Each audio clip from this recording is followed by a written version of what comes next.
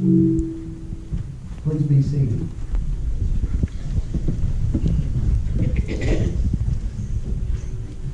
Jim and Ashley, the ceremony of marriage in which you have come to be united is the first and oldest ceremony in all the world, celebrated in the beginning in the presence of God.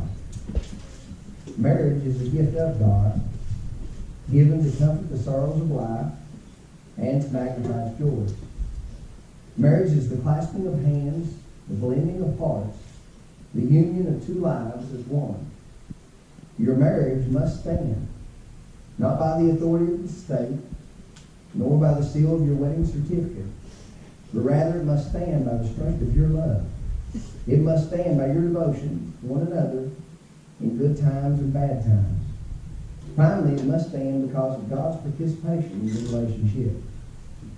Marriage can be the greatest human relationship you will ever experience. However, in order for your marriage to reach its full potential, you must allow God to play a primary role in your relationship. He knows your thoughts and your needs. He understands your hearts and your love for one another. In fact, it was God who created the love and excitement you are experiencing at this very moment. We can easily say that God knows you better than you know yourself. If you include Him, He'll help keep that delightful awareness of each other. It is often said that the ideal marriage is like an eternal triangle, with each of you at the bottom of the triangle and with God at the top. In that triangle, the closer you get to God, the closer you become to one another. Please join hands. Jim, do you take Ashley to be your wife, to have and to hold from this day forward, for better or for worse, for richer or for poorer, in sickness and in health, and to love and to cherish until death parts the two of you? If so, say I do. Ashley, do you take Jim to be your husband, to have and to hold from this day forward, for better or for worse, for richer or poorer, in sickness and health, to love and to cherish until death do you part? If so, I do. She does. The Word of God tells us what love is and what love does. In the Bible, in 1 Corinthians chapter 13, the Apostle Paul records these words about love.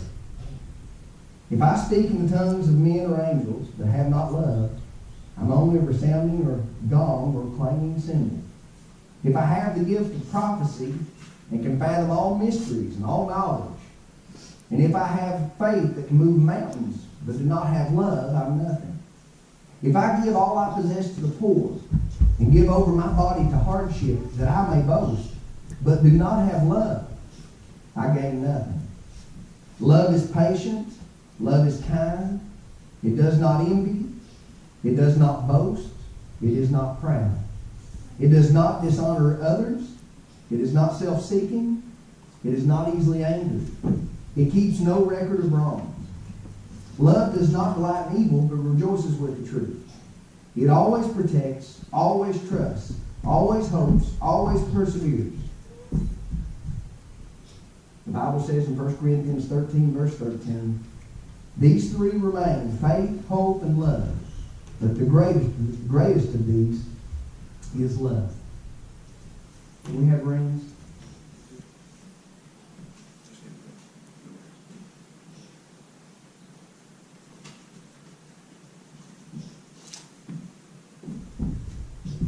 Then if you take that ring, place it on the ring finger of Ashley's left hand.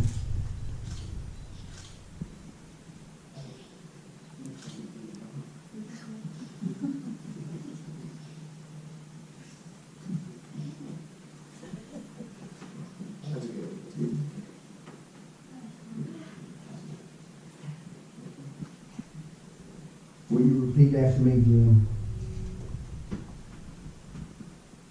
I give you this ring as a symbol of my vow, and with all that I am, and all that I have, I honor you. In the name of the Father, and of the Son, and of the Holy Spirit. Ashley, will you take that ring and place it on the ring finger of Jim's left hand? And you repeat after me.